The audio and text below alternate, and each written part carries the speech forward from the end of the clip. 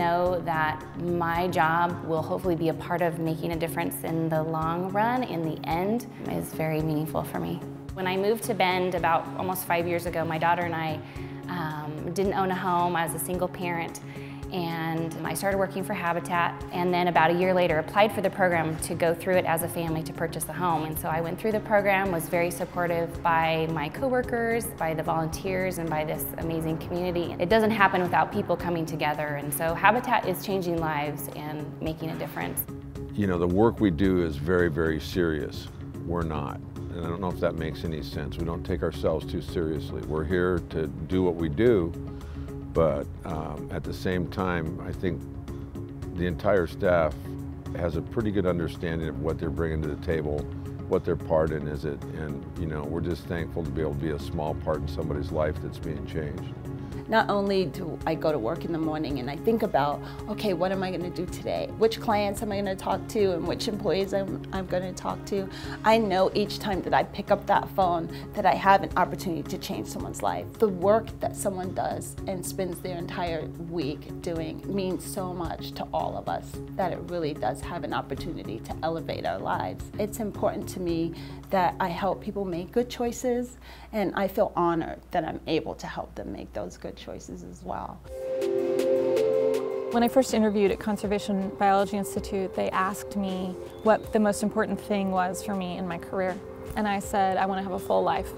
And they said that's what got me the job, was they have so many people interviewing that, you know, want to have a career and want to pursue all of this science stuff, but just the fact that I said I wanted to have a full life and I wanted to be with my daughter did it for them. Saving Grace is really big on self-care.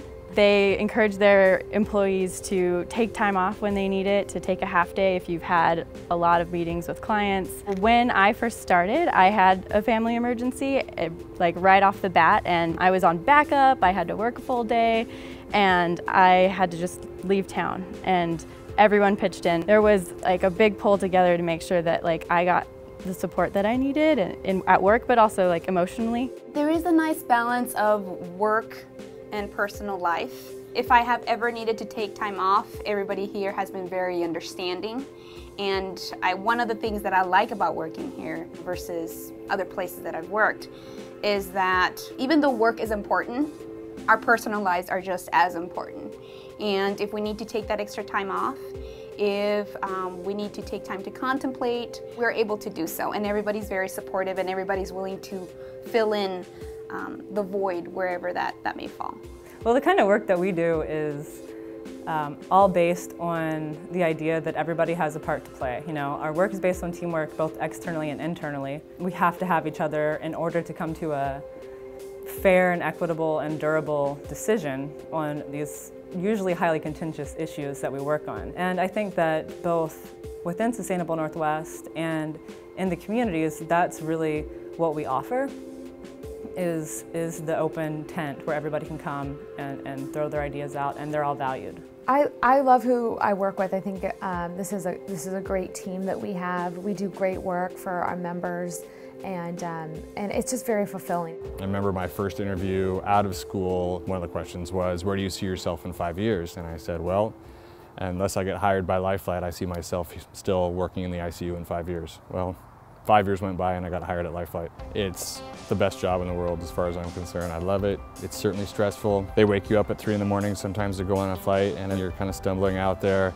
trying to wake yourself up, and the minute the engine starts and you start lifting off the ground, I still get a big smile on my face as we're lifting to go somewhere. I think I've been a tourist my whole entire life. I'm one of those people that does not avoid tourist traps. I love tourist traps. And so the very first day, getting calls from outside the office wanting to know about different spots in Oregon. I've lived in Oregon now 40 years, and I've been in almost every corner of the state. And just being able to talk about places that I love, places I love to go to, has been fun. I mean, it's very interesting. I look forward to going to work because of it's not like, oh, I got to get up at 6:30 tomorrow and I'm going to be dragging. You know, it's like 6:30, I'm up, I'm ready to go. I usually get here early. I've taken a 104-year-old lady to the doctor. She told me all about depression. She told me all about the early 1900s.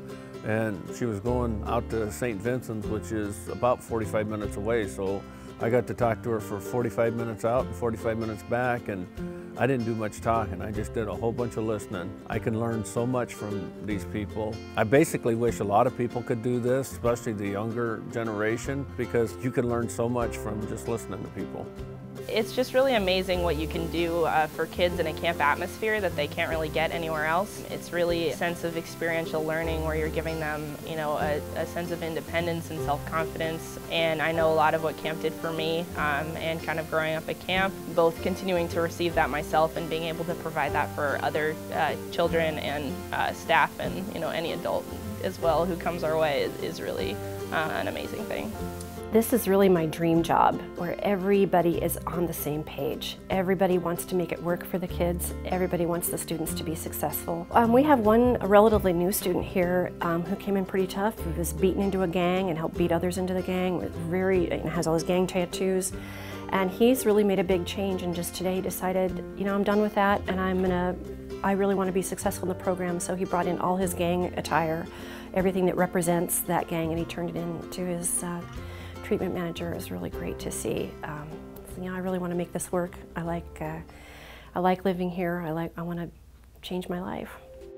It's a great feeling.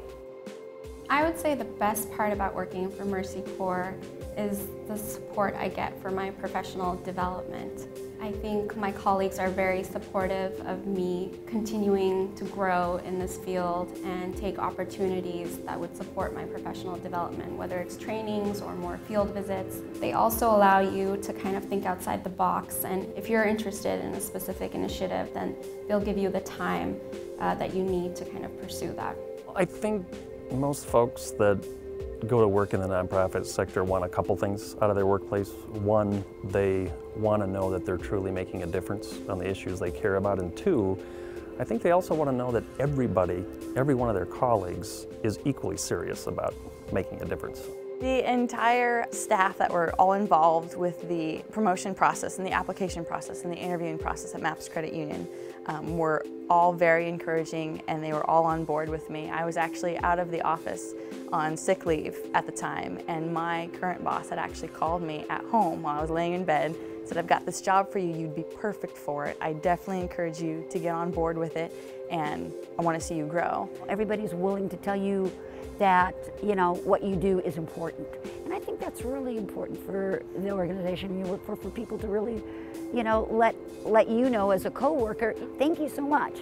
You know, whereas a lot of places before I worked here, it was like, oh, okay, that's your job now.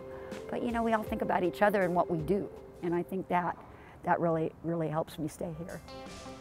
It was back in 1990, I bought a franchise, and the 10th thing on it said join the chamber, and so I did. You're paying them to tell you what to do, so I did. 4 years later, I'm like, what is this chamber? I'm just gonna not pay my dues, I don't know what it is. They sent an ambassador out, he put his arm around me and taught me how to use the chamber, and increased my business 40%, so I've had a passion for it ever since. I've been with SMART for 8 years. My first year, I was a volunteer. I started out as a reader with my mom at Woodmere Elementary, and I loved it so much that when a position opened up here in the Metro Portland area, I applied for it, and I was so lucky that I got it. And it's been 6 years of just immense fun, and I just think it's been one of the most valuable experiences that I've ever had personally and professionally. I was talking to my daughter thinking maybe I should get a job that's full year, because we get laid off quite a bit throughout the school year. And she's like, you know what, Mom, you have a job that you get to help people. You come home and you're excited about what the kids were able to accomplish that day. And you get to help families. You actually have a job where you make a difference in other people's lives. And I had to stop and think about that. I was like, how many people can stop and say that they made a difference in somebody else's life?